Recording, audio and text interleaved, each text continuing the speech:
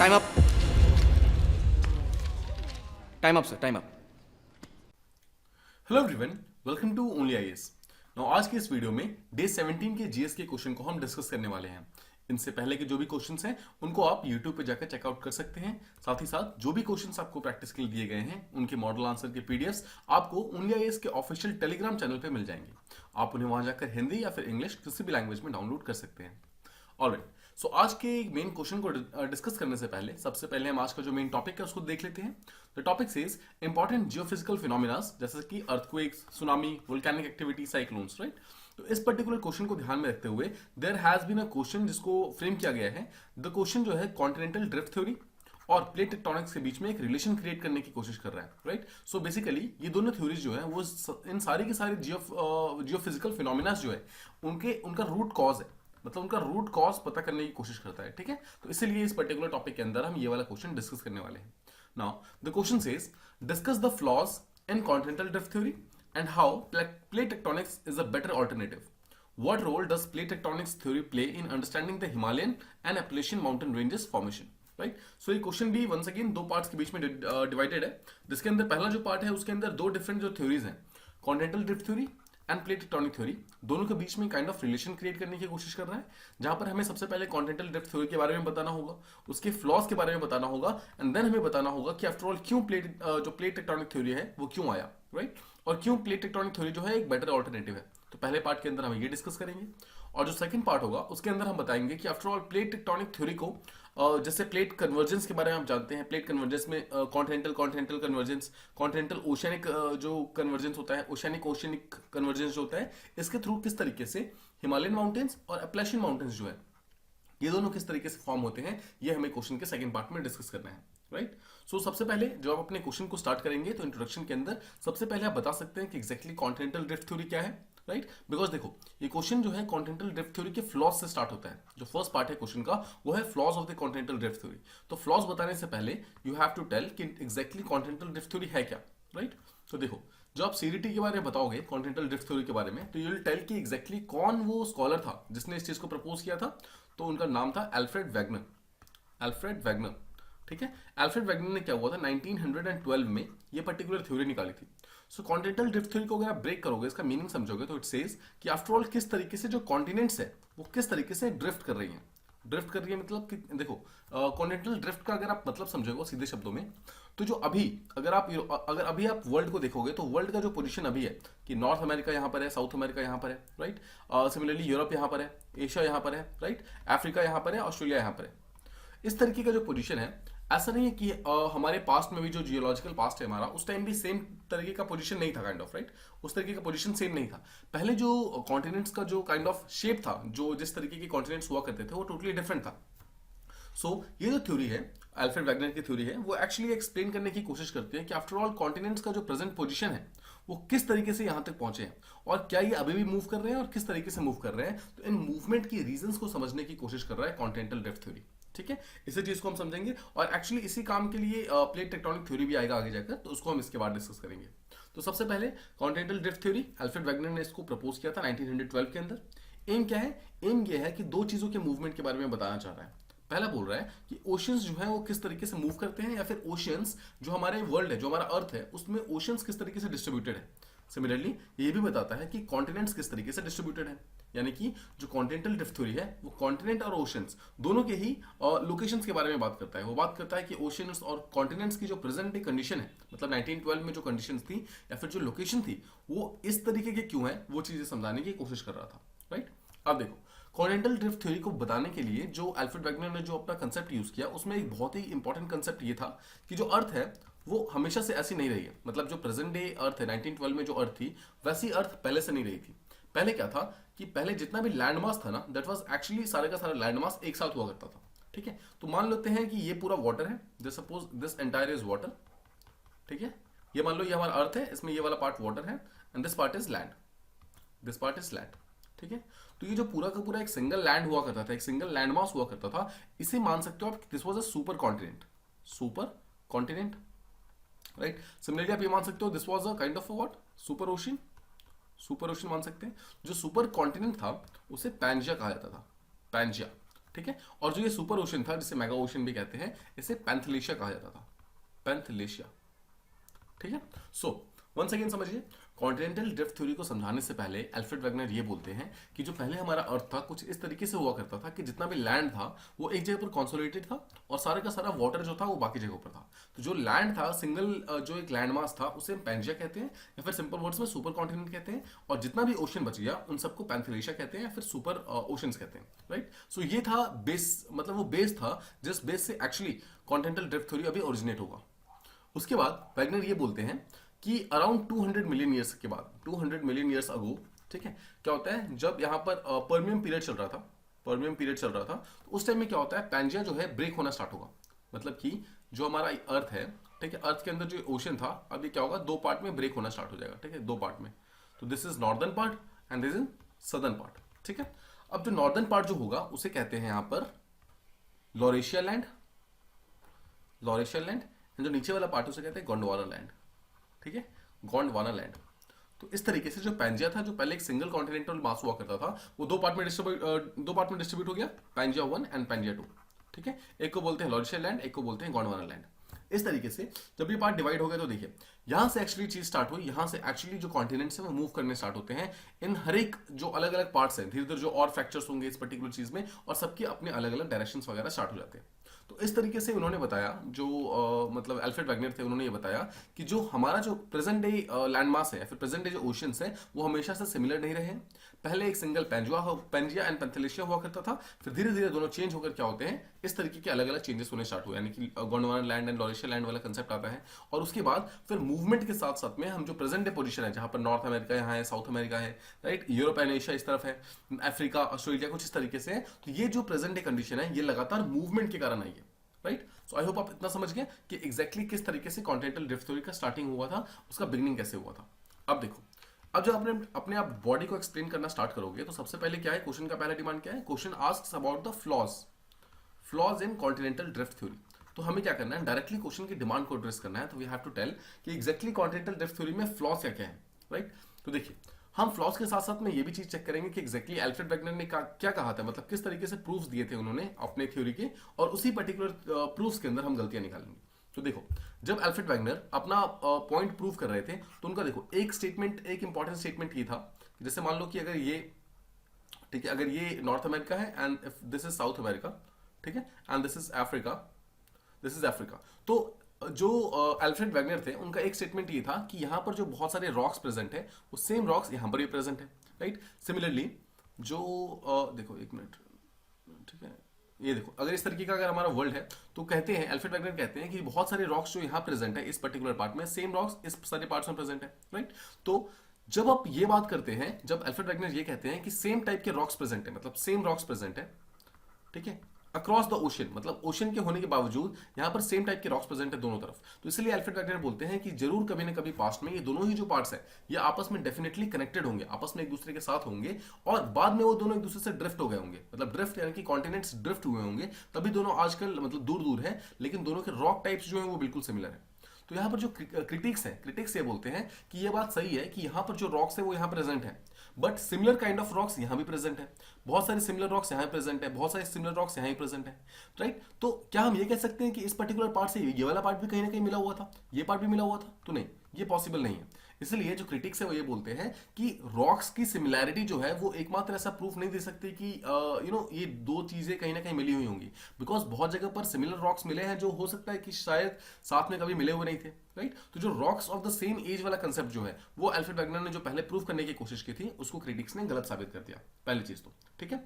Second चीज देखो, second चीज क्या है, जब अल्फ्रेड वेगनर बताते हैं तो अल्फ्रेड वेगनर ये बोलते हैं कि मेसोजोइक और पर्मियम एरा ये कुछ ऐसे एराज थे जिस पर्टिकुलर टाइम में एक्चुअली पैंजिया ब्रेक होना स्टार्ट हो गया, मतलब पैंजिया जो है ब्रेक होना स्टार्ट हो गया।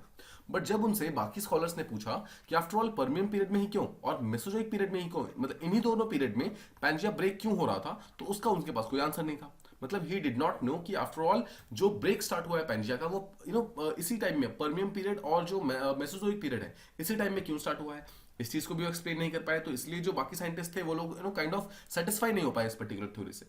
तीसरी चीज, जब अल्फ्रेड वेगनर से ये पूछा गया कि अच्छा ये बताइए कि आफ्टर ऑल इस पर्टिकुलर जो इतना बड़े मैग्नीट्यूड का जो कॉन्टिनेंट्स चेंज हुए हैं, मतलब कॉन्टिनेंट्स ड्रिफ्ट हुए हैं, उन्होंने अपनी प्लेसेस चेंज किए हैं, सो आफ्टर ऑल इसका वो क्या है, फोर्सेस क्या है, मतलब कौन सी फोर्सेस पे एक्चुअली काम कर रही थी। तो अल्फ्रेड वैगनर ने बोला कि पहली चीज ग्रेविटी ऑफ द अर्थ, अर्थ की ग्रेविटी। दूसरा बोला कि जो सी है उसकी बायंसी, बायंसी, ठीक है। और तीसरा बोला टाइडल करेंट्स, टाइडल करेंट्स, ठीक है। ओके, अब इन तीनों को हल्का सा समझो, इन तीनों ही जो टाइप ऑफ फोर्सेस है इनको हल्का समझो। ग्रेविटी एक ऐसी चीज है जो अर्थ, मतलब अर्थ के सेंटर की तरफ चीजों को खींचती है, ठीक है। ग्रेविटी इज समथिंग, ग्रेविटी हमेशा दो डिफरेंट बॉडीज के अंदर लगती है, जिसमें जो हैवियर मास का चीज होता है वो हमेशा लाइटर मास की चीज को अपनी तरफ खींचता है, ठीक है। सिंपल वर्ड्स में अगर हम एक बॉल ऊपर फेंकते हैं तो वो नीचे की तरफ आती है, that is because of gravity.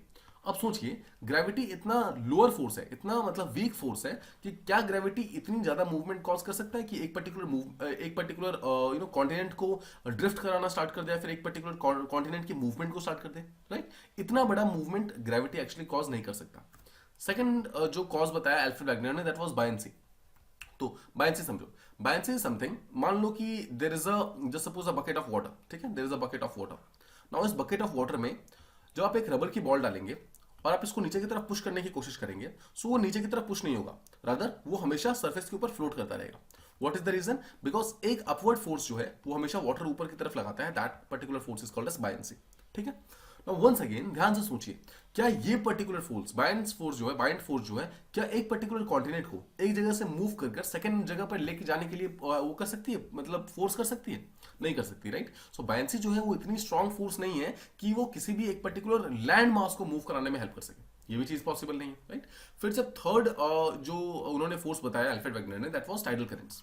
तो टाइडल करंट्स क्या है? देखो, जब आप एक पर्टिकुलर रिवर के अंदर जाते हैं या फिर जब आप एक सी को देखते हैं, तो सी को आप क्या देखेंगे, सी के अंदर हमेशा रिपल्स होते हैं, मतलब है ना, टाइड्स जो है लगातार मूव कर रही होती है। तो टाइड्स जो है देखो एक तरफ से सेकंड जगह पर इस तरफ इस तरीके से मूव कर रही होती है। सी में देखो तो ये टाइडल करंट जो है थोड़ी सी स्ट्रांग होती है, ये टाइडल करंट्स आगे जाकर सुनामी कॉज कर सकती है। मतलब कि ये टाइडल करंट्स स्ट्रांग तो काफी हो सकती है, बट क्या इतनी स्ट्रांग हो सकती है कि लैंड मास को एक जगह से सेकंड जगह पे मूव करा दे? नहीं हो सकती, इतनी स्ट्रांग ये कभी भी नहीं हो सकती। तो वंस अगेन टाइडल करंट्स भी इतनी स्ट्रांग नहीं है कि ये चीज हमारे कॉन्टिनेंट्स को एक जगह से सेकंड जगह पे मूव करा दे। तो पॉइंट ये हुआ कि अल्फ्रेड वैगनर ने जो तीन जो मेन कंसेप्ट्स बताए थे, तीन जो फोर्सेस बताए थे, वो तीनों ही फोर्सेस इतनी ज्यादा वीक है, इतनी ज्यादा स्ट्रांग ही नहीं है कि वो इतने बड़े मैग्नीट्यूड का चेंजेस ला सकते हैं। इतने बड़े मैग्नीट्यूड का मतलब एक कॉन्टिनेंट को सेकंड कॉन्टिनेंट की तरफ लेके जाना या फिर उससे दूर लेके जाना, एक कॉन्टिनेंटल मास को मूव कराना, ये इन मतलब इस लायक की तीनों फोर्सेस नहीं है, बहुत ही वीक फोर्सेस है। तो इस चीज के कारण भी काइंड ऑफ अल्फ्रेड वैगनर की काफी ज्यादा क्रिटिसिज्म हुई कि आपने जो फोर्सेस चूज किए फोर्सेस बिल्कुल सही नहीं है, ये फोर्सेस कभी भी कॉन्टिनेंट्स को कॉन्टिनेंटल लैंड मास को कभी मूव करा ही नहीं सकते, राइट। तो इसके कारण भी काइंड ऑफ अल्फ्रेड वैगनर की जो थ्योरी थी वो उतनी ज्यादा इंपॉर्टेंट नहीं रही। फोर्थ चीज जब कॉन्टिनेंटल ड्रिफ्ट की बात करनी चाहिए तो अल्फ्रेड वैगनर ने ये बोला कि पोल्स जो है हमारे, पोल्स जो है वो लगातार शिफ्ट हो रहे हैं। तो देखो, मान लेते हैं कि ये अर्थ है, तो अल्फ्रेड वैगनर ये बोलते हैं कि मान लो, ठीक है, मान लो just suppose this is earth, तो अल्फ्रेड वैगनर का मानना यह है कि मान लो कि पोल अगर यहां पर है अभी नॉर्थ पोल, तो हमेशा से यहीं पर नहीं था, राइट। हो सकता है कि किसी एक पर्टिकुलर टाइम में पोल हमारा यहां पर भी था, राइट। तो अल्फ्रेड वैगनर का ये बोलना है कि पोल की पोजीशन जो है, अगर आप विद रिस्पेक्ट टू अर्थ का वो देखोगे, अर्थ का प्लेन अगर देखोगे, तो अर्थ का प्लेन काइंड ऑफ ये है, this is the plane of the earth, ठीक है। तो अगर आप अर्थ के प्लेन से एक एंगल क्रिएट करोगे, तो यहां पर देखो पोल क्या एंगल क्रिएट कर रहा है, 90 डिग्री, राइट। बट अगर यहां पे देखोगे तो इट इज क्रिएटिंग क्या, लेस देन 90 डिग्री का एंगल। सो पॉइंट इज ये शो करता है कि जो पोल का पोजीशन है, हमारा जो अर्थ का पोल होता है, मतलब north pole and south pole होता है, उसका पोजीशन अल्फ्रेड वैगनर बोलते हैं कि सेम नहीं है, मतलब पोल्स का पोजीशन लगातार चेंज हो रहा है। तो ये भी शो करता है कि डेफिनेटली ये वाला जो मतलब लैंड मास है वो डेफिनेटली मूव होकर यहाँ पर आ गया होगा, तभी तो पोल यहाँ पर आ चुका है, राइट। तो बहुत सारे साइंटिस्ट इस चीज को मानते हैं, वो बोलते हैं कि ये बात बिल्कुल सही है कि जो पोल्स की पोजीशन है वो कभी भी सेम नहीं रहती है। बट ये कौन कह रहा है कि पोल्स जो है वो लैंड के ऊपर ही रह सकते हैं? ये कौन कह रहा है कि पोल जो है वो वाटर में नहीं रह सकता है? राइट नाउ अगर आप हमारा साउथ पोल देखोगे तो south pole is currently entirely water, right. क्या आप जानते हैं इस चीज को कि जो हमारा प्रेजेंट साउथ पोल है, साउथ पोल पूरी तरीके से वाटर से ढका हुआ है, राइट। सो इस चीज को समझिए, जब वैगनर बोलते हैं कि पोल्स शिफ्ट हो रहे हैं, तो हो सकता है कि पोल्स शिफ्ट होने का मतलब है कि वो जिस पर्टिकुलर जगह पर वो पोल था वो जगह शिफ्ट हो गई है, बट ऐसा नहीं है। यहाँ पर बाकी जो ऑथर्स हैं उन्होंने ये चीज प्रूव किया है ओवर द इयर्स कि पोल्स के मूव होने के लिए किसी लैंड का मूव होने की जरूरत नहीं है, बिकॉज पोल्स जो है ऑटोमेटिकली विदाउट लैंड के मूव होने से भी मूव कर सकते हैं। तो ये चीज भी काइंड ऑफ जो अल्फ्रेड वैगनर थी ये भी उनकी काइंड ऑफ मतलब पॉइंट इनका गलत हो गया, यानी कि ये वाला प्रूफ भी उनका गलत हो गया। उसके अलावा फिर अल्फ्रेड वेगनर आते हैं और वो एक सियाल और साइमा को कनेक्ट करने की कोशिश करते हैं, सियाल एंड साइमा। देखो, सियाल साइमा को समझने से पहले हल्का सा यहाँ इसका कंसेप्ट समझो। सियाल साइमा का सीधा सा मतलब ये है कि just suppose this is earth, ठीक है। अर्थ जो है अलग अलग लेयर्स में डिवाइडेड होता है। तो मान लेते हैं कि this is the outer most layer, जिसे हम क्रस्ट कहते हैं, ठीक है, क्रस्ट। उसके नीचे जो this is the larger layer, इसे हम मेंटल कहते हैं, and this is core layer, ठीक है। क्रस्ट का जो बेसिक फॉर्मेशन होता है वो सियाल होता है। सियाल का सीधा सा मतलब है सिलिकॉन एंड एल्यूमिनियम, ठीक है। सिलिका और एल्यूमिनियम इन दोनों से मिलकर के क्रस्ट हमारा बना हुआ है। मेंटल जो है वो साइमा से मिलकर बना हुआ है। साइमा का मतलब है सिलिका एंड मैग्नीशियम, यानी कि देखो, मैग्नीशियम जो होता है वो थोड़ा सा हैवियर होता है as compare to aluminium. So aluminium हमेशा ऊपर की तरफ रहता है और जो मैग्नीशियम है वो हैवियर है, यानी कि वो नीचे की तरफ जाता है। मतलब जो हैवी चीजें होती है ना वो हमेशा नीचे रहती है, और जो लाइटर चीजें होती है वो हमेशा ऊपर की तरफ वो करती है, मतलब वो तैरती है, ठीक है। सो वैगनर का कहना ये है कि जो सियाल है, सियाल जो है वो हल्का है, हल्का यानी कि वो अर्थ का क्रस्ट फॉर्म कर रहा है। तो जो अर्थ का क्रस्ट फॉर्म कर रहा है वो साइमा के ऊपर मूव कर रहा है, मतलब साइमा के ऊपर वो तैर रहा है, ठीक है। तो ये साइमा है, मान लेते हैं ये साइमा है। तो वैगनर का कहना ये था कि जो पूरा का पूरा मेंटल होता है, ये पूरा का पूरा साइमा होता है, हर सारा मेंटल साइमा है। सो इस पूरे के पूरे मेंटल पे एक्चुअली हमारा पूरा का पूरा सियाल मूव कर रहा है।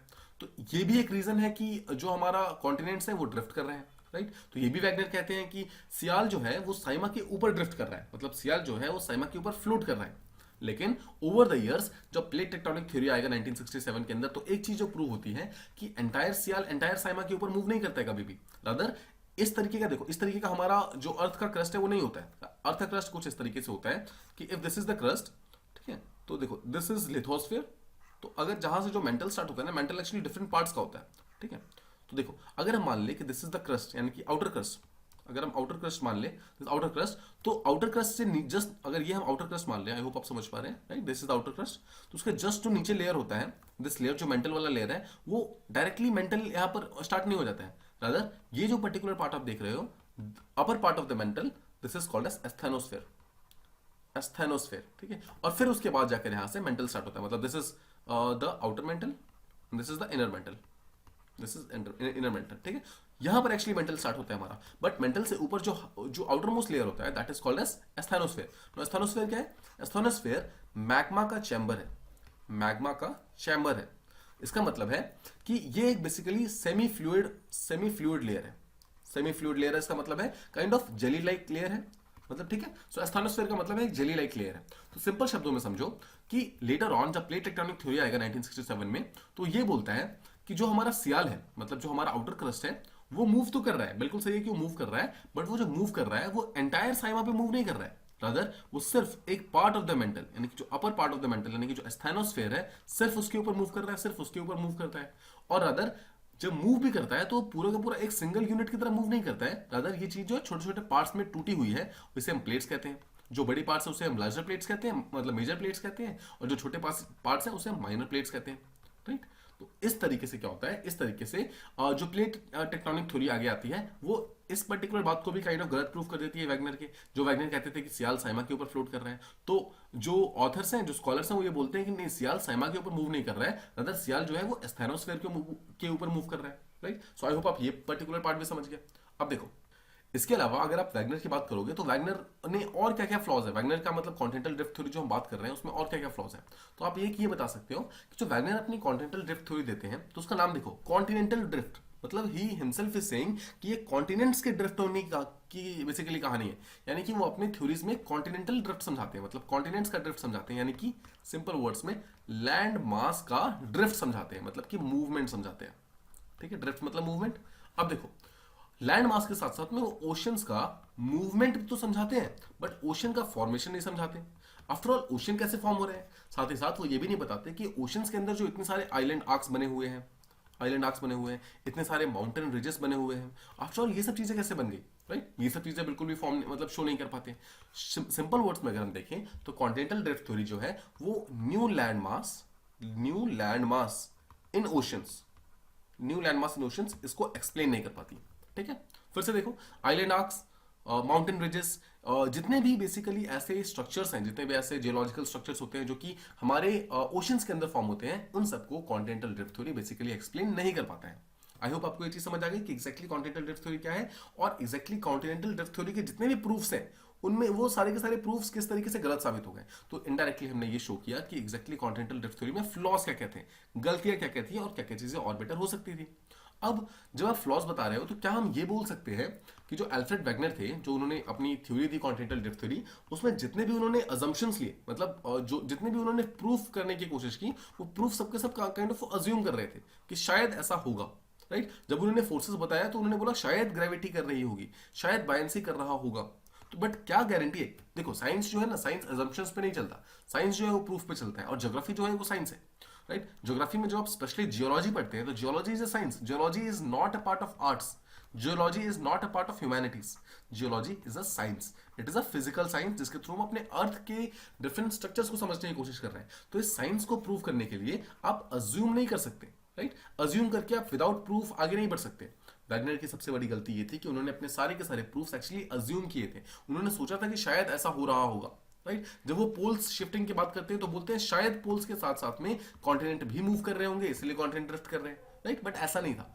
तो जब भी हमें साइंस को प्रूव करना होता है तो हमेशा हमेशा हमें क्या करना चाहिए? हमेशा हमें प्रूफ के ऊपर ध्यान देना चाहिए, हमें साइंटिफिक एक्सप्लेनेशन, साइंटिफिक एक्सपेरिमेंट्स, इन सब के ऊपर ध्यान देना होता है, ना कि सिर्फ और सिर्फ अजम्पशन के ऊपर। तो देखो, इसके थ्रू तो हमने ये समझ लिया कि एग्जैक्टली कॉन्टिनेंटल ड्रिफ्ट थ्योरी क्या थी, उसके अजम्पशन क्या क्या थे, उसमें प्रॉब्लम्स क्या क्या थी, ये सब चीजें हमने समझ ली। अब हम बात करते हैं सेकंड चीज।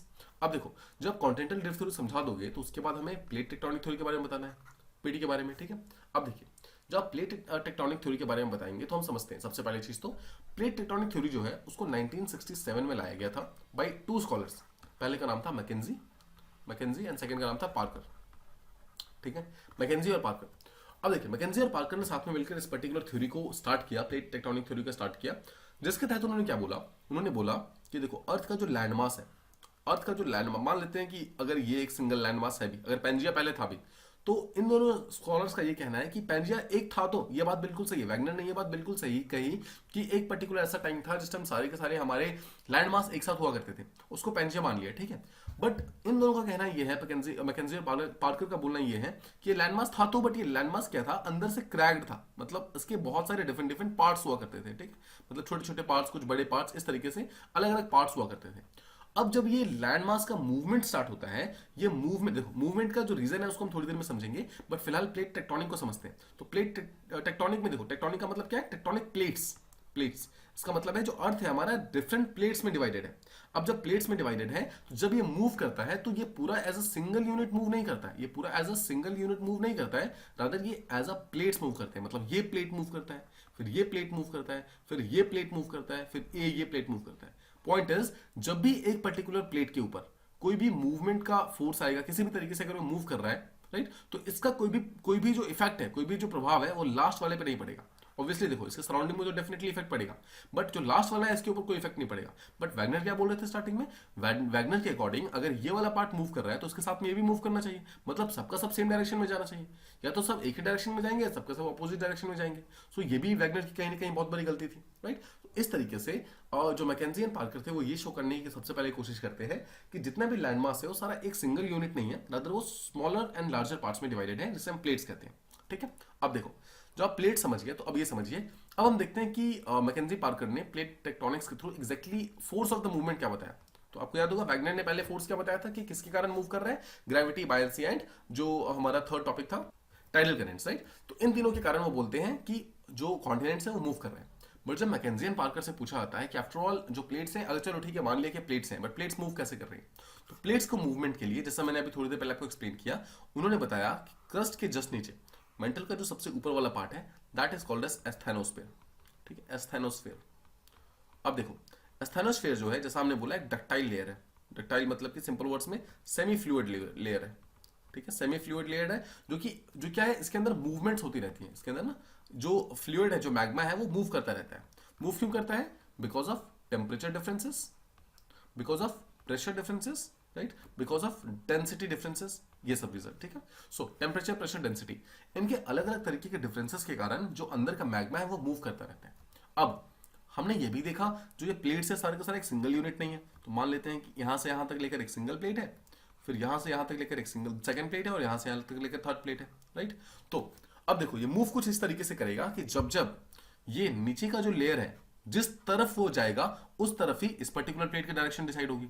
इस पर्टिकुलर चीज के नीचे का डायरेक्शन जो कुछ भी होगा, कन्वेक्शनल करंट जो होते हैं, यहाँ पर जो कन्वेक्शनल करंट चल रहे हैं, इसका डायरेक्शन जो होगा उस पर्टिकुलर वो चीज डिसाइड करेगा कि एग्जैक्टली ये प्लेट किस तरफ मूव करेगा। और सिमिलरली इस पर्टिकुलर प्लेट के नीचे के जो कन्वेक्शनल करंट्स है वो जिस तरीके से मूव करेंगे वो डिसाइड करेंगे कि इस पर्टिकुलर प्लेट का मूवमेंट किस तरफ होगा या फिर उसका डायरेक्शन क्या होगा, राइट। तो इस तरीके से प्लेट टेक्टोनिक्स थ्योरी के अंदर मैकेंजी एंड पार्कर नाम के दो डिफरेंट साइंटिस्ट आते हैं और वो यहाँ पर एस्थेनोस्फेयर का कंसेप्ट लेकर आते हैं कि जो हमारा मेंटल है उसका अपर पार्ट एस्थेनोस्फेयर है।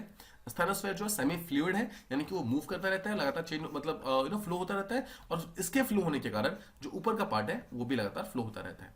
अब देखो, प्लेट टेक्टोनिक थ्योरी के अंदर जो भी फोर्सेस हैं, फोर्स ऑफ मूवमेंट है, उसको समझाने के लिए मैं आपको एक छोटा सा एग्जांपल देता हूँ, ये इजी अंडरस्टैंड, मतलब बहुत इजीली उसको समझ जाओगे।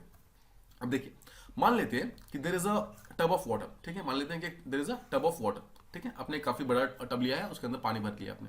अब देखो, टेक अ थर्माकोल, ठीक है, थर्माकोल लेकर के उसको आप छोटे छोटे पार्ट्स में डिवाइड कर सकते हैं, ऑलराइट। अब देखो, जब आप इस अब इमेजिन करो कि एक थर्माकोल है वो छोटे छोटे पार्ट्स में डिवाइडेड है। अब जब आप इस यहाँ पर रख दोगे इन पर्टिकुलर पार्ट्स को, तो मान लेते हैं कि एक लेयर यहाँ पर है, ठीक है, मतलब एक लेयर यहाँ पर है, फिर सेकंड लेयर यहाँ पर आपने छोड़ दिया, थर्ड लेयर यहाँ घूम रह गई, फोर्थ लेयर यहाँ पर है, ठीक है। सो होगा क्या, ओवर द टाइम जब ये नीचे का जो पानी का मोशन है, जब वो स्टार्ट होगा, जिस तरफ भी स्टार्ट होगा ये पानी का मोशन, अगर आप किसी भी तरीके से पानी के अंदर मोशन प्रोवाइड करते हैं तो ऑटोमेटिकली ये चीजें भी मूव करना स्टार्ट कर देंगी, राइट। ये भी मूव करेगा, ये मूव करेगा, और इसकी मूवमेंट जो है वो इस बात पर डिपेंड करेगी कि पानी का मूवमेंट किस तरफ है। फॉर एग्जाम्पल, अगर पानी का मूवमेंट इस तरफ चल रहा है तो every single layer will try to go this side, और वो सबके सब एक जगह पे जमा हो जाएंगे। सिमिलरली अगर आप पानी का मूवमेंट ऑपोजिट कर देंगे, इस तरफ कर देंगे, तो सबके सब इस तरफ मूव होना स्टार्ट हो जाएंगे।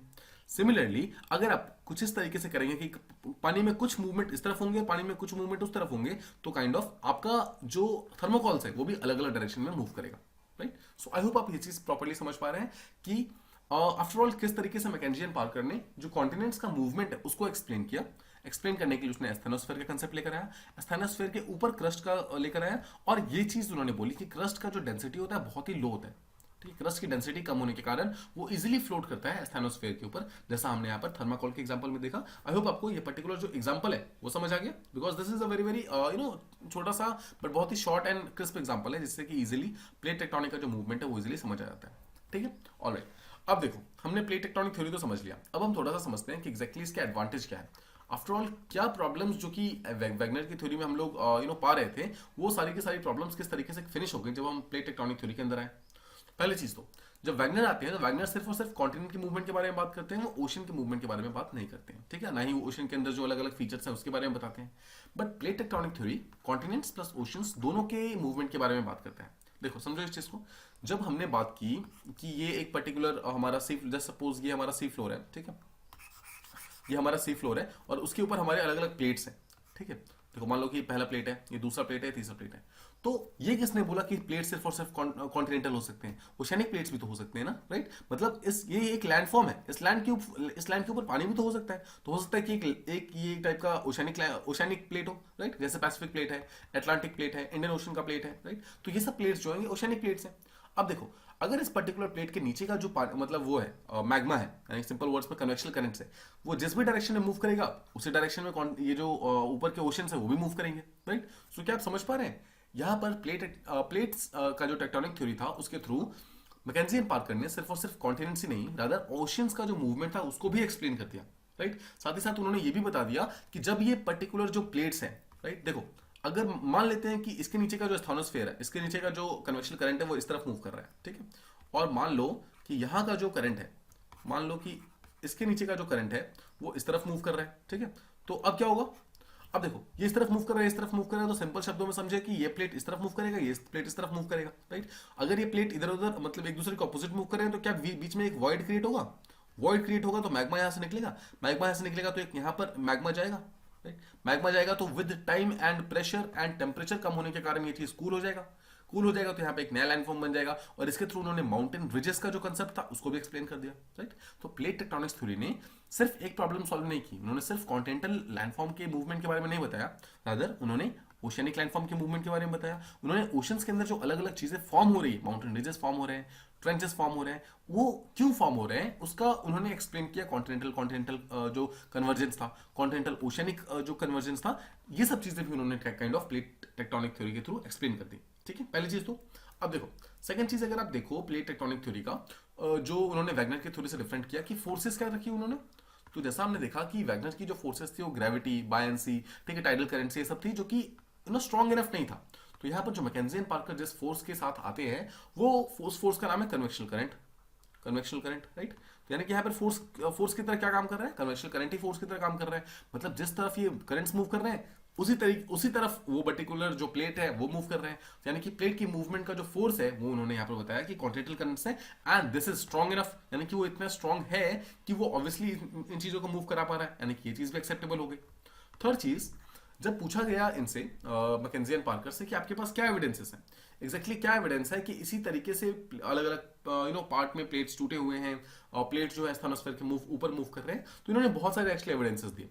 तो एविडेंसेस की अगर आप बात करोगे तो एविडेंसेस में उन्होंने सबसे पहले तो बताया कि अगर आप सी फ्लोर स्प्रेडिंग देखेंगे, सी फ्लोर स्प्रेडिंग अगर आप देखोगे तो सी फ्लोर स्प्रेडिंग में क्या हो रहा है, यही तो हो रहा है कि दो प्लेट्स डाइवर्ज हो रही है, बीच के अंदर से मैग्मा निकल रहा है और एक नया लैंडफॉर्म क्रिएट हो रहा है, सी जो है वो फॉर्म हो जा रहा है। मतलब कि न्यू रॉक के बनने का जो प्रक्रिया है, न्यू रॉक के बनने का जो तरीका है ओशंस के अंदर, वो चीज कहीं ना कहीं प्लेट टेक्टोनिक थ्योरी को शो करती है, राइट। अगर आप इसके अलावा पैलियोमैग्नेटिक रॉक्स की बात करेंगे तो ये भी शो करता है। पैलियोमैग्नेटिज्म क्या है, देखो मान लेते हैं कि दिस इज प्लेट 1, ठीक है, एंड दिस इज प्लेट 2, ठीक है। प्लेट 1 मान लो एंड प्लेट 2 मान लो, दोनों मान लो डाइवर्ज हो रहे हैं, दोनों एक दूसरे से दूर जा रहे हैं।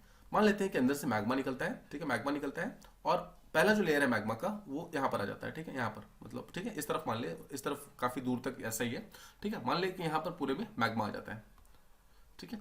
उसके बाद फिर से क्या होता है, कुछ दिनों के बाद फिर से एक बार यहाँ पर सी फ्लोर स्प्रेडिंग होती है, फिर से ये इस तरफ मूव करता है, इधर मूव करता है, फिर से यहाँ पर मैग्मा आता है और ये फिर से यहाँ पर एक न्यू लेयर ऑफ मैग्मा आ जाता है।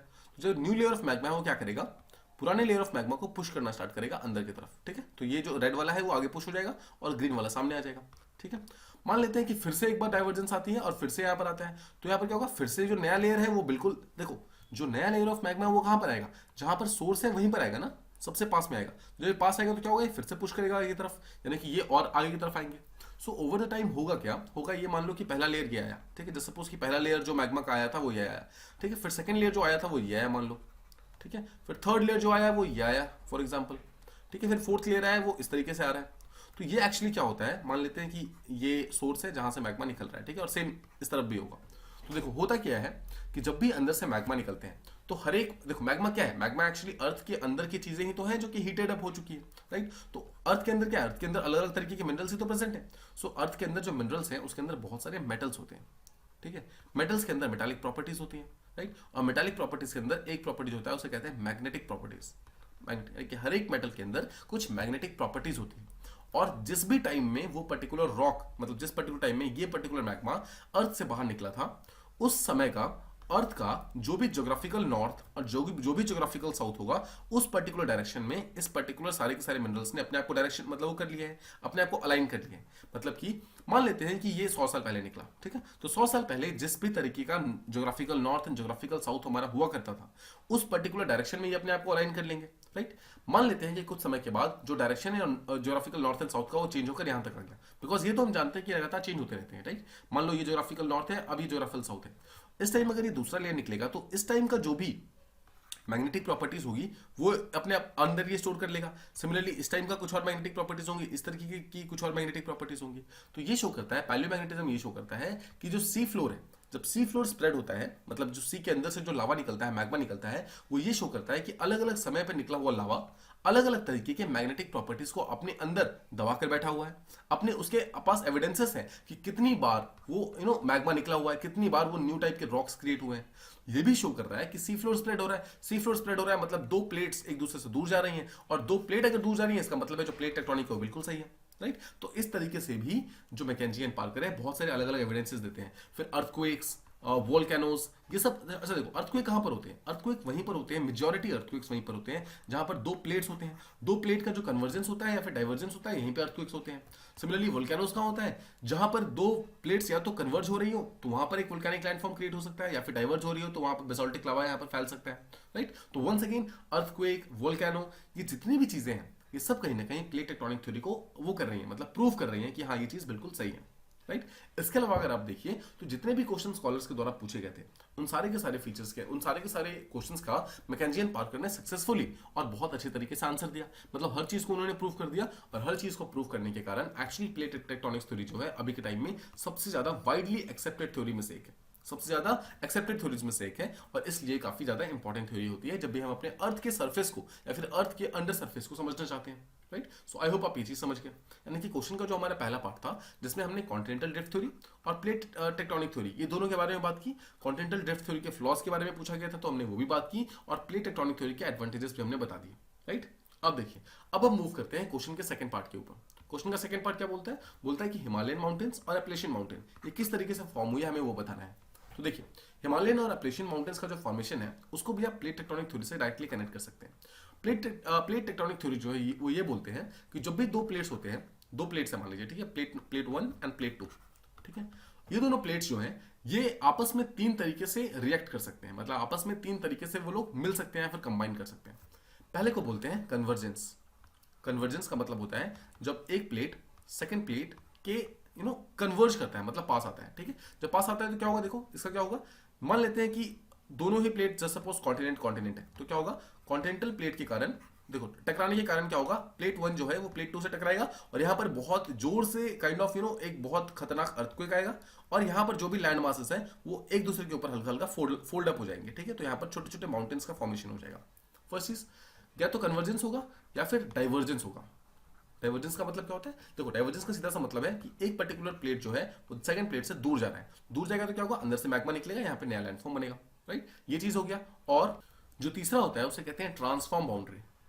ट्रांसफॉर्म बाउंड्री, तो ट्रांसफॉर्म में क्या है, देखो ट्रांसफॉर्म में एक मान लो प्लेट 1 ये है और प्लेट 2 ये है। ठीक है, तो प्लेट 1 मान का डायरेक्शन मान लेते हैं इस तरफ है, प्लेट 2 का डायरेक्शन इस तरफ है, तो क्या होगा, दोनों के जो बिल्कुल मीटिंग पॉइंट है वो तो टकराएंगे, बट वो एक दूसरे के अंदर, मतलब एक दूसरे के आसपास आने की कोशिश नहीं कर रहे हैं, रादर वो उसको टच करके निकल जा रहे हैं। तो यहाँ पर काफी ज्यादा स्ट्रॉन्ग अर्थक्वेक्स आएंगे। राइट, यहाँ पर देखो किसी भी तरीके का वोल्केनो फॉर्म नहीं होगा, बिकॉज यहाँ पर देखो किसी भी तरीके का वोल्केनो को निकलने का प्लेस नहीं मिल रहा है, बट रादर यहाँ पे अर्थक्वेक बहुत स्ट्रॉन्ग फॉर्म होगा। तो ये तो आप समझ गए तीन मेन टाइप के तरीके हैं, तीन मेन टाइप के फोर्सेस हैं जो कि एक्चुअली किसी भी दो प्लेट्स को इंटरेक्ट करने में हेल्प कर सकते हैं। या तो कन्वर्ज करेंगे दो प्लेट्स, या तो डाइवर्स करेंगे, या फिर दोनों प्लेट्स ट्रांसफॉर्म करेंगे। ठीक है, I hope this much is clear. अब देखिए, अब इसके थ्रू हम माउंटेन्स का फॉर्मेशन देखते हैं। अब देखिए, जब आप कन्वर्जेंस की बात करेंगे, देखो माउंटेन जब भी फॉर्म होगा ना, माउंटेन के अच्छे चांसेस है कि वो हमेशा कन्वर्जेंट के कारण फॉर्म होता है, कन्वर्जेंस के कारण। ठीक है, कन्वर्जेंस का मतलब क्या था, दो प्लेट्स का आपस में टकराना। अब किस तरीके से टकराती हैं ये चीज मैटर करता है। देखिए, जो कन्वर्जेंस होता है वो तीन टाइप का होता है। कन्वर्जेंस जो होता है या तो कॉन्टिनेंटल प्लेट का हो सकता है, मतलब एक continental plate second continental plate से टकराए, राइट, या वो कॉन्टिनेंटल और ओशियन प्लेट का कन्वर्जेंस हो सकता है, मतलब एक कॉन्टिनेंटल प्लेट टकराए एक ओशियनिक प्लेट से, या फिर वो ओशियनिक प्लेट का कन्वर्जेंस हो सकता है जहां पर एक oceanic plate second oceanic plate से टकराए। अब देखिए, इस प्लेट के इंटरेक्शन को समझने से पहले एक चीज समझो कि एक कॉन्टिनेंटल प्लेट और एक ओशियनिक प्लेट के अंदर कुछ डिफरेंसेस होते हैं, दोनों सेम नहीं होते। पहली चीज ये होती है, जो कॉन्टिनेंटल प्लेट होता है वो कंपैरेटिवली थिक हो सकता है, मतलब थोड़ा सा मोटा हो सकता है, लेकिन ये बहुत ही लाइट वेट होता है। लाइट मतलब कि इसकी डेंसिटी जो है, मतलब जो डेंसिटी है वो काफी ज्यादा कम होती है। देखो, जो कॉन्टिनेंटल प्लेट है उसकी डेंसिटी बहुत ज्यादा कम है, बट जो ओशियनिक प्लेट है वो हल्का थिन हो सकता है, मतलब पतला हो सकता है, बट ये ज्यादा डेंसर होता है। ठीक है, फिर समझो, इंपॉर्टेंट है कि कॉन्टिनेंटल प्लेट जो है वो हल्का थिक हो सकता है, मतलब मोटा हो सकता है, बट वो डेंसिटी उसकी कम होगी। लेकिन जो ओशियनिक प्लेट है वो हल्का पतला जरूर हो सकता है, लेकिन उसकी डेंसिटी ज्यादा होती है, वो ज्यादा भारी होता है। ठीक है, अब देखो, मान लो एक पानी का आपके पास जार है, उस पानी के अंदर अगर आप एक हल्की चीज डालते हैं और एक भारी चीज डालते हैं, राइट, भले ही दोनों का मान ली साइज सेम है, एक हल्की है, मान लो this is light weight and this is heavy weight, तो कौन सी पानी के अंदर डूब जाएगी, it will be heavier weight. ठीक है, जो पानी के अंदर डूबती है उसे हैवियर वेट होता है, बिकॉज इसकी डेंसिटी ज्यादा होती है। ठीक है, डेंसिटी ज्यादा होती है, यानी कि अगर आप किसी चीज को ये जानना चाहते हैं कि दो चीज अगर टकराएगी तो कौन सी चीज अंदर की तरफ जाएगी, वो हमेशा वो चीज अंदर जाती है जो कि भारी होती है, जो कि डेंसर होती है। ठीक है, तो भारी चीज हमेशा नीचे की तरफ जाती है और जो लाइटर चीज है वो हमेशा ऊपर उठती है। ठीक है, ये चीज समझ गया। अब देखो, अब समझो इन दोनों के बीच का कन्वर्जेंस कुछ किस तरीके से मूव करता है। अब पहला अगर आप समझो, पहला है कॉन्टिनेंट कॉन्टिनेंटल। तो कॉन्टिनेंट का सीधा सा मतलब है, एक कॉन्टिनेंटल प्लेट अगर सेकंड कॉन्टिनेंटल प्लेट से टकराएगा, ठीक है, मतलब ये इस तरफ आ रहा है, ये इस तरफ आ रहा है, तो क्या होगा, एक कॉन्टिनेंटल प्लेट जो है देखो टकराएगा तो क्या होगा, हो सकता है कि कुछ पार्ट एक का दूसरे के अंदर जाए लेकिन ज्यादा अंदर नहीं जाएगा। ठीक है, मतलब मान लो कि सेकंड प्लेट जो है वो हल्का सा अंदर गया लेकिन ज्यादा अंदर नहीं जाएगा। उसके कारण क्या होगा, यहाँ पर जहां पर टकराए हैं ना, यहाँ पर बीच में जितने भी पार्ट्स थे, जितने भी चीजें थी, वो सब का सब यहाँ पर एक साथ जमा होकर ऊपर की तरफ राइज हो जाएंगे। ठीक है, ऊपर की तरफ राइज हो जाएंगे और राइज होने के कारण यहाँ पर एक फोल्ड माउंटेन का फॉर्मेशन होगा, फोल्ड माउंटेन का। फिर समझो एक बार कॉन्टिनेंटल कॉन्टिनेंटल को थोड़े से और इजी लैंग्वेज में समझाता हूं। मान लेते हैं कि this is continent 1 and this is continent 2। ठीक है, अगर एक कॉन्टिनेंट 1 कॉन्टिनेंट 2 है, दोनों के बीच में कुछ गैप है, तो यहाँ पर गैप पे क्या होगा, यहाँ पर डेफिनेटली वाटर होगा, बिकॉज दो कॉन्टिनेंट्स अगर डिवाइडेड है तो वाटर से तो डिवाइडेड हो सकते हैं, राइट, कोई और तरीका तो है नहीं उनके डिवाइड होने का, राइट। अब देखिए, मान लेते हैं कॉन्टिनेंट 1 कॉन्टिनेंट 2 से वाटर से डिवाइडेड है। कॉन्टिनेंट 1 अगर कॉन्टिनेंट 2 की तरफ आ रहा है, मतलब दोनों आपस में एक दूसरे की तरफ आ रहे हैं, तो जो बीच का जितना भी मटेरियल है, जितना मान लो ये सी है, वाटर है, तो वाटर के पास बहुत सारा सिल्ट होगा, राइट, बहुत सारा क्या बोलते हैं उसको, क्ले होगा, राइट, ये सब होगा। ये सब क्या होगा, धीरे धीरे ये सब दबना स्टार्ट हो जाएगा, कंप्रेस होना स्टार्ट हो जाएगा, राइट, कंप्रेस होना स्टार्ट होगा। और ये कंप्रेशन करते करते एक ऐसा टाइम आएगा जब कॉन्टिनेंट 1 के बहुत पास कॉन्टिनेंटल 2 आ जाएगा, और जितना भी बीच का ये सिल्क सिल्ट था, क्ले था, ये सब क्या था, ये सब यहाँ पर एक्चुअली अपलिफ्ट हो जाएंगे ऊपर की तरफ, और ये यहाँ पर एक माउंटेन का फॉर्मेशन करेंगे, राइट। इसी पर्टिकुलर तरीके से एक्चुअली हमारा हिमालय फॉर्म हुआ है, हमारा हिमालयन माउंटेन जो है इसी तरीके से फॉर्म हुआ है। हुआ क्या था कि जो हमारा जो अर्थ का जो इंडिया का नीचे वाला पार्ट था, जो गोंडवाना पार्ट था, वो जाकर टकराया था एक्चुअली यूरोशिया से, यूरेशिया से। ठीक है, तो देखो जो इंडिया था वो एक्चुअली एक इंडियन प्लेट का पार्ट है, इंडियन प्लेट, और इंडियन प्लेट जो है वो लार्जली एक कॉन्टिनेंटल प्लेट है। ठीक है, it is a continental plate. और यूरेशिया जो है, यूरेशिया पे अभी आप जानते हैं जो यूरोप प्लस एशिया वाला पार्ट है, यानी कि जो हमारे ऊपर का जितना भी पार्ट है, देखो अगर आप ऐसे लेके चलो तो अभी जम्मू कश्मीर वाला पार्ट हमारा नॉर्दर्न प्लेन जो है, ये सब चीज, ठीक है, ऊपर के जितने भी कंट्रीज है, रशिया, चाइना, ये सब पहले यूरेशियन प्लेट का पार्ट हुआ करती थी। सो हुआ कुछ यूं कि जो यूरेशियन प्लेट था वो तो अपनी जगह पर था, वो धीरे धीरे साउथ की तरफ मूव कर रहा था, लेकिन जो कॉन्टिनेंटल प्लेट था वो ऊपर की तरफ मूव कर रहा था, इट वॉज गोइंग नॉर्थवर्ड्स। ठीक है, और बीच में क्या था, बीच में इट वॉज टेथिस सी। ठीक है, टेथिस सी था। होता कुछ यूं है कि जब ये पार्ट हम आगे की तरफ मूव करते हैं तो यहां पर जितना भी सिल्ट था, जितना भी क्ले था, ये सब एक्चुअली जमा होना स्टार्ट हो गया और धीरे धीरे ऊपर की तरफ अपलिफ्ट होना स्टार्ट हो गया, राइट। और ये अपलिफ्ट होते होते इस पर्टिकुलर लैंड फॉर्म में एक हाई माउंटेन का काइंड ऑफ एक बन जाता है, एक चेन बन जाता है। इसी चेन को एक्चुअली हम हिमालयन माउंटेन्स कहते हैं। और जहां पर सबसे ज्यादा कंप्रेशन हुआ और धीरे धीरे क्या हुआ, इंडिया का पार्ट यहां पर आके यहां पर फॉर्म हो गया, राइट। इस तरीके से इंडिया फॉर्म हो गया। अब देखो, जब हिमालय फॉर्म होता है तो हिमालय के अंदर ही बहुत सारे अलग अलग तरीके के कंप्रेशन लगते हैं। कहीं पे कंप्रेशन ज्यादा लगता है, कहीं पे कंप्रेशन थोड़ा सा कम लगता है। तो जहां पर कंप्रेशन कम लगता है वहां के माउंटेन का साइज जो है वो कंपैरेटिवली लोअर है। जहां पर कंप्रेशन सबसे ज्यादा लगता है वहां पर माउंटेन का हाइस्ट सबसे स्ट्रॉन्ग है, जैसे कि माउंट एवरेस्ट, कंचनजंगा। अगर आप देखोगे सबका सब कहां पर है, इस पार्ट में प्रेजेंट है, राइट, इस पर्टिकुलर पार्ट में प्रेजेंट है। जो हाईएस्ट माउंटेन है सबके सब ऊपर की तरफ प्रेजेंट होते हैं, जो ग्रेटर हिमालयस थे वहां प्रेजेंट होते हैं, बिकॉज सबसे ज्यादा कंप्रेशन उस पर्टिकुलर टाइम में लगा था। उसके बाद जो कंप्रेशन लगा वो कंपैरेटिवली लोअर था, इसलिए उस टाइम माउंटेन की हाइट उतनी ज्यादा उठ नहीं पाई, उतनी ज्यादा बढ़ नहीं पाई। तो इस तरीके से हमारा जो हिमालयन माउंटेन था वो फॉर्म हुआ, राइट। सिमिलरली अगर अपलेशंस की बात करेंगे तो अपलेशन देखो किस तरीके से फॉर्म होता है। अपलेशन का फॉर्मेशन भी कुछ इस तरीके से ही है, बट देखो अपलेशन का फॉर्मेशन जो है थोड़ा सा कॉम्प्लिकेटेड है, बट इस पर्टिकुलर क्वेश्चन के लिए हम इसको कॉन्टिनेंटल की तरह ही समझेंगे। ठीक है, मान लेते हैं कि this is north America and this is kind of south America. Alright, अब देखो नॉर्थ अमेरिका के अगर आसपास अगर आप देखेंगे तो देखिए जो अलग अलग जो कॉन्टिनेंट्स थे वो बेसिकली उनकी डायरेक्शन अलग अलग होती है। ठीक है, अलग अलग तरीके से वो लोग मूव करते हैं। सो होता क्या है, कॉन्टिनेंटल जो नॉर्दर्न अमेरिका है उसका जो स्पेशली ईस्टर्न पार्ट है, मतलब ये वाला पार्ट जो है उसका डायरेक्शन कुछ इस तरीके से था। ठीक है, मतलब इस तरीके से मूव कर रहा था। अब अगर आप इस पर्टिकुलर पार्ट को देखोगे आज भी तो आपको ना यहाँ पर बहुत सारे छोटे छोटे चेन ऑफ आइलैंड्स मिलेंगे। ठीक है, यहाँ पर छोटे छोटे चेन ऑफ आइलैंड्स मिलेंगे। साथ ही साथ ये जो पार्ट है this is actually a part of much bigger Atlantic plate.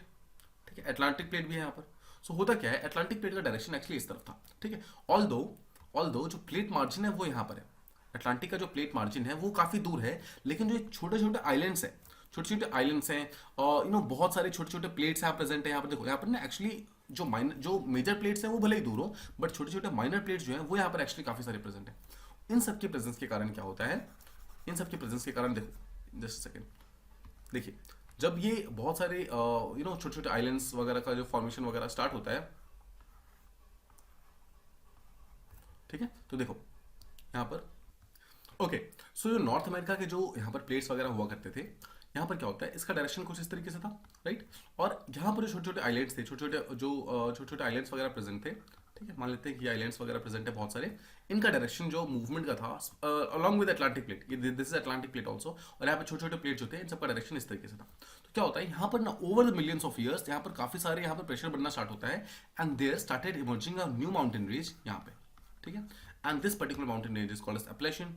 ये भी काइंड ऑफ कॉन्टिनेंट कन्वर्जेंस के कारण ही बना है, बट ठीक है, इसका जो देखो जो एग्जैक्ट इसका मोड ऑफ फॉर्मेशन है that is slightly different, but उस चीज को हमें यहाँ पे डिस्कस नहीं करना है, because this is a GS का आंसर, ये ऑप्शन का आंसर नहीं है, तो उसके डिटेल में आपको जाने की जरूरत नहीं है। यू कैन सिंपली से कि किस तरीके से कॉन्टिनेंटल कन्वर्जेंस के कारण ये चीज बनता है, ठीक है, और किस तरीके से एक कॉन्टिनेंट सेकंड कॉन्टिनेंट के हेल्प आउट करता है, मतलब एक दूसरे को अपलिफ्ट करता है, और यहाँ पर जितना भी सिल्ट मटेरियल था वो सब धीरे धीरे ऊपर उठने लगता है, and this is one of the highest mountains जो कि अमेरिका के अंदर प्रेजेंट है, राइट। तो देखो इस तरीके से जो हिमालयस प्लस जो एप्लेशियन थे उन दोनों का फॉर्मेशन होता है। इस तरीके से आप बता सकते हैं कि बहुत सारे डिफरेंट माउंटेन्स जो हैं वो कॉन्टिनेंटल ओशियनिक कन्वर्जेंस के कारण बनते हैं, बहुत सारे ओशियनिक कन्वर्जेंस के कारण बनते हैं, राइट। तो इस तरीके से अलग अलग तरीके के जो माउंटेन फॉर्मेशन है उनके लिए जो थ्योरीज अवेलेबल है वो काइंड ऑफ अलग अलग है, right. So this was the discussion from our this video. I hope आपको समझ आ गया कि exactly continental drift theory versus जो प्लेट टेक्टोनिक थ्योरी है दोनों के बीच का जो डिफरेंस है। उसके अलावा और जो हमने कन्वर्जेंस को समझा, तो continental convergence, continental oceanic convergence, oceanic convergence किस तरीके से होती है, राइट। जिसमें देखो हमने कॉन्टिनेंटल बेसिकली हमने कॉन्टिनेंट को डिस्कस किया। उसके अलावा देखो आप कॉन्टिनेंट अगर ओशन को डिस्कस करना चाहते हो तो वो भी सिमिलर ही है कि मान लो कि एक कॉन्टिनेंटल प्लेट जो है वो ओशियनिक प्लेट से टकराता है, तो होगा बस ये कि जो ओशियनिक प्लेट है वो इसके अंदर चला जाएगा, मतलब कॉन्टिनेंटल प्लेट जो है वो हल्का सा ऐसे क्या होगा, अपलिफ्ट हो जाएगा। देखो ये कॉन्टिनेंटल प्लेट जो है वो इस तरीके से अपलिफ्ट हो जाता है, और जो वो प्लेट है जो ओशियनिक प्लेट है वो अंदर की तरफ चला जाएगा, बिकॉज दिस इज डेंसर, जैसा हमने बात की, तो अंदर की तरफ आ जाएगा, राइट। तो ये जो अपलिफ्ट हुआ है, ये वाला पार्ट जो अपलिफ्ट हो रहा है ऐसे, ये एक्चुअली एक माउंटेन का शेप ले लेता है, राइट। सिमिलरली अगर आप ओशियनिक की बात करेंगे तो उसमें भी सिमिलर यही होता है। तो ओशियनिक 1 और ओशियनिक 2 प्लेट अगर टकराएंगे तो जो इनमें से ज्यादा, जो हल्का से ज्यादा डेंसर होगा वो क्या होगा, नीचे की तरफ जाएगा। तो मान लो अगर ये वाला डेंसर, तो क्या होगा, ये वाला नीचे चला जाएगा और ये वाला पार्ट ऐसे उठ जाएगा, और ये लगातार ऊपर की तरफ पुश करता रहेगा। तो उसके कारण यहाँ पर जो माउंटेन फॉर्म होगा this will actually create a large mountain, एक बहुत ही हाई माउंटेन क्रिएट कर देगा। तो इस तरीके से अलग अलग फॉर्म ऑफ कन्वर्जेंस होता है, और ये लोग अलग अलग तरीके के माउंटेन्स को काइंड ऑफ राइज करते हैं, अलग अलग माउंटेन्स को लोग जन्म देते हैं, ठीक है। बस बेसिकली हमारा क्वेश्चन हिमालयस प्लस एप्लेशियन से था, इसलिए हमने कॉन्टिनेंटल जो कन्वर्जेंस था उसके थ्रू इसको एक्सप्लेन किया। तो आई होप आपको मेन चीज यहाँ पर जो समझ आ गई वो ये है। एक बार फिर से देखो, एक चीज डेफिनेटली ध्यान रखना कि जो हिमालयस का फॉर्मेशन है वो कॉन्टिनेंट एंड कॉन्टिनेंट के टकराने के कारण हुआ है। सिमिलरली एप्लेशियंस का जो फॉर्मेशन है वो भी कॉन्टिनेंट और कॉन्टिनेंट के टकराने के कारण हुआ है, ठीक है। जब हम कॉन्टिनेंट की बात कर रहे हैं तो यहाँ पर एक्चुअली हम प्लेट्स की बात कर रहे हैं, मतलब कॉन्टिनेंटल प्लेट्स टकराए कॉन्टिनेंटल प्लेट्स के साथ। इसका ये मतलब बिल्कुल नहीं है कि एक कॉन्टिनेंट जाकर सेकंड कॉन्टिनेंट से टकरा रहा था, ऐसा बिल्कुल नहीं है। रादर एक ऐसा प्लेट जिसके अंदर लार्ज पार्ट लैंड है, ठीक है, उसे कहते हैं कॉन्टिनेंटल प्लेट, और एक ऐसा प्लेट जिसमें लैंड बहुत ही कम है या फिर ना हो और ओशन ज्यादा हो उसे कहते हैं ओशियनिक प्लेट, ठीक है। मतलब जो भी चीज प्रीडोमिनेट होती है वो उस टाइप का प्लेट होता है। तो जो हिमालयस फॉर्म हुआ था वो ऐसा प्लेट के टकराने के कारण हुआ था जो दोनों ही कॉन्टिनेंटल थे, मतलब दोनों में ज्यादा लैंड मास थे, और सिमिलरली एप्लेशियंस भी उन्हीं दोनों प्लेट के टकराने के कारण हुआ है जिसमें दोनों ही कन्वर्जेंट थे, यानी कि दोनों के अंदर ही लैंड मास ज्यादा थे। आई होप आपका ये पर्टिकुलर कंसेप्ट प्रॉपर्ली समझ आया, because this is a very very important concept from prelims point of view, from mains point of view. इसको रिवाइज करना है often, the more you revise it the more you try to understand this particular fact, उतनी ज्यादा आपकी अच्छे से conceptual clarity आएगी, and the better you will be able to understand this particular fact. I hope this particular video was somewhat beneficial to you. I hope you understood this particular fact, and thank you so much for listening. See you in the next one.